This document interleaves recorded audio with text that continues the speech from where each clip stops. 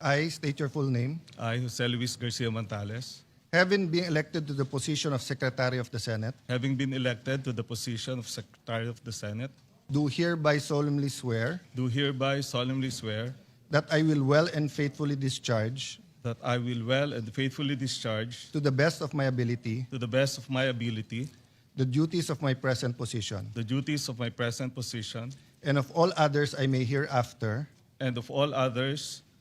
I may hereafter hold under the Republic of the Philippines, hold under the Republic of the Philippines, that I will support and defend the Constitution of the Philippines, that I will support and defend the Constitution of the Philippines, that I will obey the laws,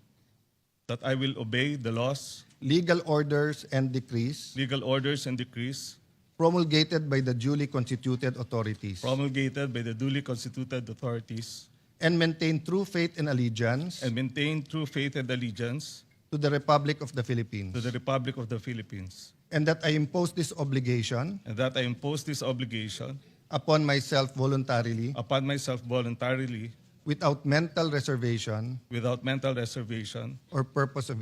evasion. or purpose of evasion. So help me God. So help me God. Thank you, Pia.